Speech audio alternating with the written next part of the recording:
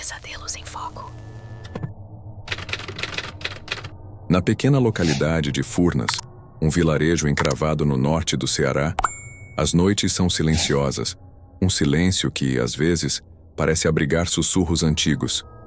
É um lugar onde a escuridão não é apenas a ausência de luz, mas uma presença palpável, um véu que oculta horrores ancestrais. E sob esse véu, um relato recente começou a permear as conversas, esfriando a brasa nos fogões e fazendo com que olhares aflitos se cruzassem nos raros encontros. Tudo começou há algumas madrugadas. O ar no sertão era denso e sufocante, uma mortalha de calor que não permitia paz. Mário regressava para casa após uma longa jornada de trabalho no campo.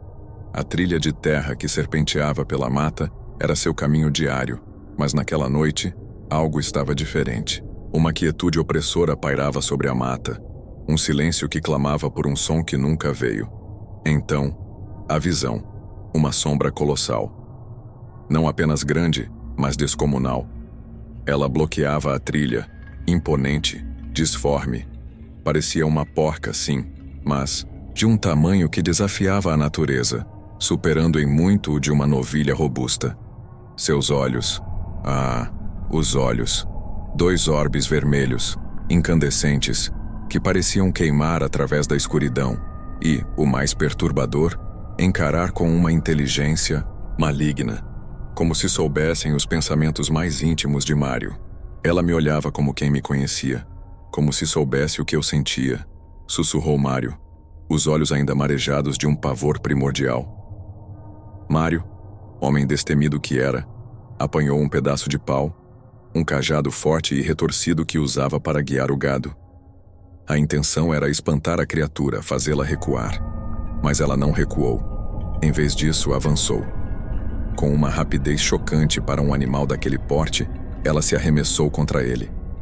Mário se defendeu, os golpes do cajado ecoando no silêncio. Da noite, um som oco e desesperado contra a carne maciça e resistente. A cada batida, a criatura emitia grunhidos que gradualmente se transformavam. Não eram grunhidos de porco. Não. Eram gritos. Gritos agudos, estridentes com a ressonância lúgubre de uma voz feminina distorcida pelo desespero e pela fúria. Gritava como gente. Um grito de mulher.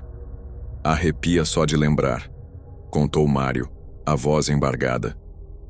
Ela então se virou e desapareceu, na mata, deixando para trás apenas o eco horripilante de seu lamento e o cheiro metálico de algo desconhecido, que não era sangue, mas algo mais denso, mais antigo. Mário tentou afastar a lembrança daquele primeiro encontro, atribuindo-o ao cansaço, à escuridão, a uma ilusão, mas o pavor persistia. Os cães do vilarejo, antes barulhentos e vigilantes, passaram a grunhir e se encolher nas noites de lua cheia, latindo para o nada, com os pelos eriçados, um comportamento que só aumentava a apreensão dos moradores. A porca encantada, segundo os murmúrios, não era apenas uma besta. Era uma entidade que sabia o caminho de casa de cada um, uma criatura que rondava as almas. Alguns dias depois, a necessidade falou mais alto que o medo. Um parente distante, acamado, precisava de um medicamento urgente que só poderia ser conseguido na cidade vizinha, a algumas horas de caminhada. Era tarde. A lua cheia subia no céu, clara e traiçoeira.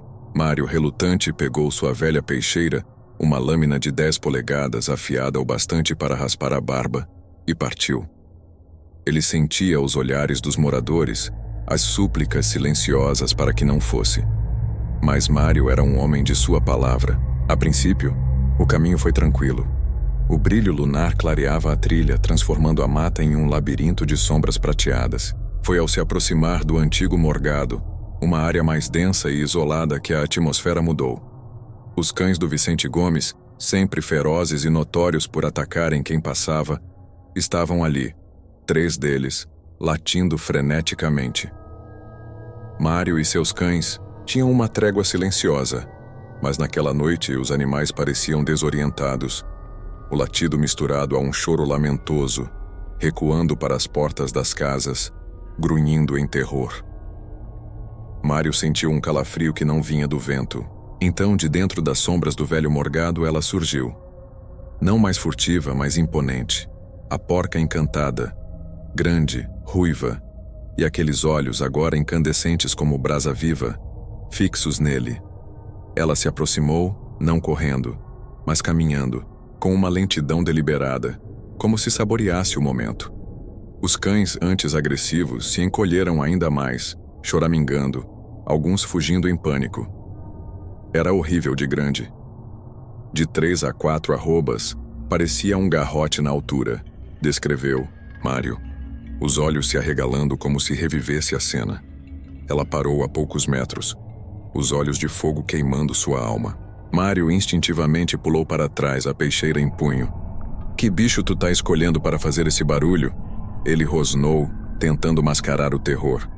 Ela deu um esturro, não um grunhido, mas um esturro grave, gutural, que parecia vir das profundezas da terra e fez o chão vibrar. E então, ela partiu para cima dele. Foi um embate brutal. Mário usou a peixeira, buscando atingir a criatura, mas ela era incrivelmente rápida. A cada golpe que desviava, a criatura atacava com ferocidade. Ele conseguiu desferir 3 golpes certeiros, um deles no espinhaço, outro na lateral, e um terceiro que raspou a pele. Cada pancada deveria ter sido o suficiente para abater um animal comum, mas a porca encantada parecia imune. Ela girava, esquivava, e então, com uma agilidade assustadora, desapareceu na escuridão. O único som restante era o dos seus cascos, agora misturado a um som pesado, como o de peitos batendo, um som de algo pesado e disforme se arrastando, e subindo, como se cambaleasse, mas com uma velocidade anormal. Mário continuou seu caminho exausto, a adrenalina pulsando em suas veias. O medo agora era um companheiro constante. A lua cheia ainda reinava, banhando o sertão com sua luz fantasmal. Quando ele se aproximava do antigo campo de futebol, um lugar que antes era palco de alegria e brincadeiras, a atmosfera pesou novamente. Ela estava lá, não sozinha. Desta vez, 12 cães, todos de um branco fantasmagórico, a acompanhavam. Não atacavam a porca encantada, mas a seguiam, latindo em uníssono, um coro infernal que fazia os cabelos de Mário se arrepiarem. Vinham latindo todos eles um barulho monstro. Lembra ele a voz quase inaudível. A criatura veio diretamente para ele como se fosse um alvo premeditado. Pulou. Não pulou sobre ele, mas por cima dele, uma manobra impossível para um ser de seu porte. Mário se abaixou, a peixeira agora, a única coisa entre ele e a loucura. Ela era rápida demais. Desaparecia, reaparecia, saltava da rebanceira como um espectro. Mário tentava atingi-la.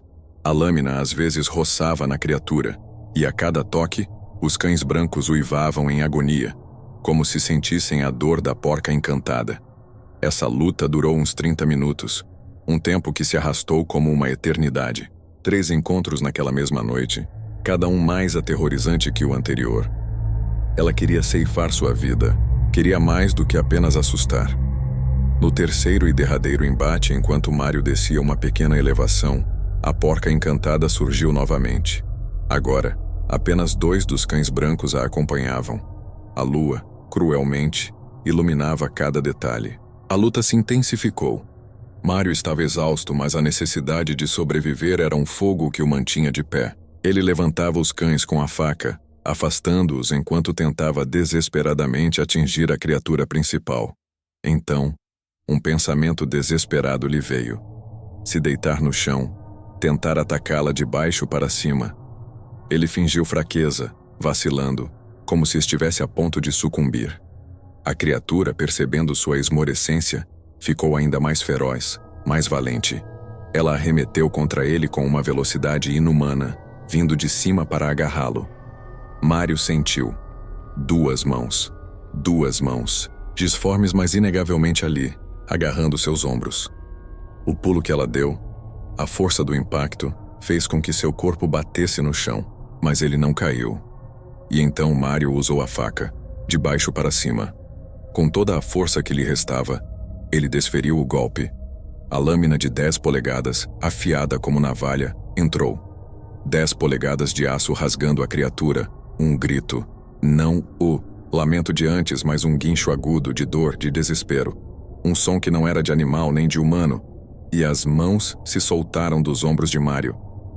A criatura ferida cambaleou, não correu, cambaleou. O som dos cascos no chão era agora irregular, misturado a um som pesado como se algo estivesse se desfazendo. Ela sumiu na escuridão, mas Mário ouviu a zoada distante, o som de seu sofrimento, diminuindo à medida que ela se afastava, subindo em direção à laje, ao local de onde, segundo as lendas, a mulher da porca encantada vinha. Ela não estava correndo, estava se arrastando, cambaleando. Deu-se mal, sussurrou Mário para si mesmo, exausto, mas ileso. Mário finalmente chegou em casa. Era madrugada. A luta foi pesada. Ele estava vivo, mas a escuridão em Furnas adquiriu uma nova dimensão, de pavor. Ninguém mais se atreve a caminhar sozinho na madrugada. Além dos confrontos com criaturas que se materializavam no mundo físico e das forças invisíveis que revolviam o ar, Afonso, um dos destemidos moradores de Furnas, tinha também relatos de visagens que testavam sua coragem de uma forma diferente. Afonso, que sempre afirmou jamais ter sentido medo de caminhar sozinho na escuridão, viu muita coisa em suas andanças noturnas, mas o encontro com o moleque preto foi um desses momentos que a razão mal pode alcançar. Era outra noite de lua, cheia como tantas que pareciam trazer à tona o inexplicável. A clareza lunar banhava as trilhas de Carquejo, transformando o cenário familiar em um palco para o insólito. Afonso vinha da casa do Chico, e a hora já se adiantava para as 11 da noite, ou talvez mais. Ele caminhava com a habitual tranquilidade quando, de repente, lá estava ele. Uma figura. Um moleque preto. Um moleque magro, preto, todo preto, dos olhos de fogo. Descreveu Afonso com uma seriedade que denotava a autenticidade de sua visão. A criatura não se escondia. Estava à vista, a uma distância considerável, mas claramente em seu caminho. E o mais perturbador, estava fazendo um movimento, um gesto de ameaça, como se estivesse se armando para atacá-lo. Afonso, fiel à sua natureza, não hesitou. Ele continuou a caminhar, sem desviar o olhar da figura, aterrorizante. À medida que a distância diminuía, a tensão aumentava. Chegue, pois é hoje, bicho, acho é hoje, pensou Afonso, desafiando o que quer que fosse aquilo. Ele já estava com sua faca, sua velha peixeira, em punho, pronto para qualquer coisa que viesse. A figura do moleque preto com seus olhos de fogo mantinha a postura de ataque sem recuar. Afonso caminhava passo a passo, até que a distância entre eles se reduziu drasticamente. Ele estimou que estava a apenas alguns metros de onde o moleque estava, talvez na altura de uma cerca. Então, quando Afonso fez um movimento, arrancando no rumo da calçada para se aproximar ainda mais, algo extraordinário aconteceu. A criatura, com uma rapidez que desafiava a percepção, desapareceu. Simplesmente se dissolveu no ar, como fumaça que não deixa rastro. Afonso, que já estava com a faca em movimento pronto para o confronto, não atingiu nada além do vazio. Ele riscou a parede, como disse, a lâmina cortando o ar onde a figura estivera segundos antes. Esse tipo de experiência, ver uma visagem tão real e vê-la sumir no nada, era algo que apenas aqueles que andavam sozinhos na noite conheciam. E Afonso, que nunca teve medo da escuridão, continuou sua jornada, marcado por mais um encontro com o inexplicável. Um lembrete de que o sertão guarda segredos que transcendem a compreensão humana. Nem só de criaturas corpóreas se compunham os pesadelos de Joaquim, um homem destemido das terras de Furnas que, assim como Mário, parecia ter um ímã para o sobrenatural. Embora não tivesse o mesmo confronto físico violento que Mário, seus relatos de fenômenos inexplicáveis eram igualmente arrepiantes. Dentre eles, a história do redemoinho sombrio ecoa com uma peculiaridade perturbadora. Joaquim nunca teve medo de andar à noite. Para ele, a escuridão era apenas uma extensão do dia, um cenário para suas andanças e trabalhos. Ele costumava ir às casas de farinha, onde a movimentação se estendia pela madrugada. E via muita coisa, como ele mesmo dizia. Mas a pior experiência que ele viu foi em uma noite de lua cheia. Sempre a lua cheia, como um farol para o desconhecido. Era tarde da noite, por volta das 11 horas, e Joaquim vinha da casa de uma mulher com quem namorava na época, no Carquejo.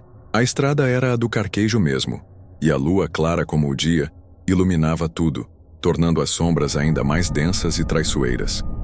Ao se aproximar da ponte do Adonias, uma pequena estrutura que cruzava um riacho, um som medonho rasgou o silêncio da noite. O bicho esturrou lá no rumo da ponte.